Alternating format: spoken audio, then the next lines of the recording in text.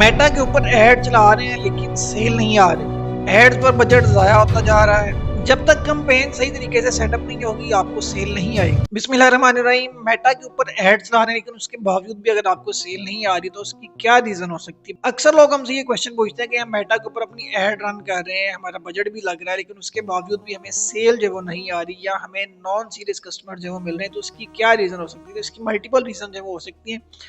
हम इनको one by one जो है वो डिस्कस कर लेते हैं। सबसे पहली चीज जो होती है वो आपका होता है ऑब्जेक्टिव। जब आप मेटा के ऊपर अपनी कैंपेन रन करते हैं तो अगर आपने अपना ऑब्जेक्टिव जब वो सही तरीके से सिलेक्ट नहीं किया होगा तो आपको सेल नहीं आएगी। मोस्टली लोग क्या करते हैं कि मेटा के ऊपर जब जाते हैं तो यहाँ पे आपको कुछ ऑब्जेक्टिव्स जो वो मिलते हैं, जिसमें अवेयरनेस है, ट्रैफिक है, एंगेजमेंट है, लीड्स है और ऐप प्रमोशन है और लास्ट पे सेल्स का जो है ना वो ऑब्जेक्टिव है।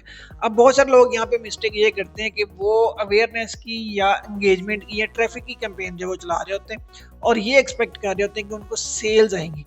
अवेयरनेस से, ट्रैफिक से या एंगेजमेंट से आपको कभी भी सेल्स है वो नहीं आएगी। अगर आपने अपनी प्रोडक्ट को सेल करना है तो आपको सेल्स की कैंपेन जो वो चलानी पड़ेगी। यहाँ पे अगर आप देखें तो मेटा ने ये ऑब्जेक्टिव जो है ऑलरेडी यहाँ पे दिए हुए हैं आपको। अवेयरनेस के अंदर वो आपको कहता है कि show your ads to people who are most likely to remember.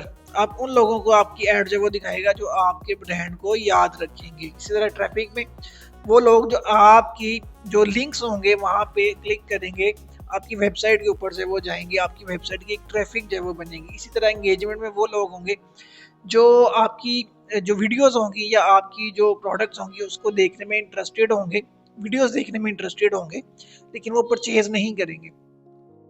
और सेल्स के अंदर अगर आप आते हैं तो find people who are likely to purchase your products or services.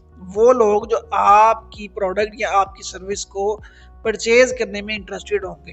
सबसे बड़ी गलती जो वो यहाँ पे होती है कि अगर आपने अपना ऑब्जेक्टिव जो सही सिलेक्ट नहीं किया हुआ है, आपने अवेयरनेस का या ट्रैफिक का या एंगेजमेंट का या लीड का ऑब्जेक्टिव जो सिलेक्ट किया है और आप ये एक्सपेक्ट करेंगे आपको सेल आएगी, तो इस तरीके से आपको कभी भी सेल नहीं आएगी।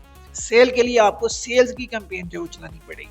उसके बाद सेकंड नंबर पे जो चीज़ के अंदर आती है कि जब आपका पेज न्यू होता है, अभी आपने अपना बिजनेस जो वो स्टार्ट किया, तो स्टार्ट करते ही अगर आप उसके ऊपर भी सेल की कैंपेन चलाएंगे तब भी आपको सेल जो वो नहीं आएगी।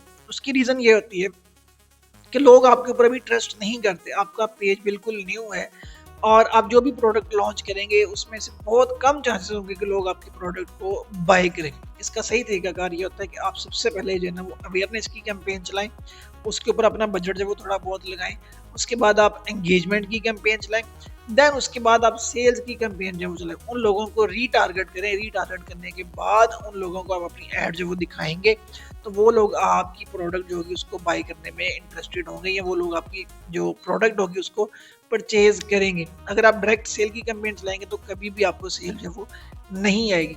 कोशिश यही करनी चाहिए कि सबसे पहले आप अवेयरनेस की कैंपेन चलाएं, वहाँ से जो फेसबुक है वो आपकी प्रोडक्ट जो होगी उसको रेलिवेंट लोगों को दिखाना शुरू करेगा। उसके बाद आप एंगेजमेंट की कैंपेन चलाएं और लास्ट पे आप सेल्स की कैंपेन चलाएंगे तो आपको अच्छा रिस्पॉन्स मिलेगा। मजीद ऐसी वीडियोस के लिए हमारे पेज को लाइक जरूर कर लें।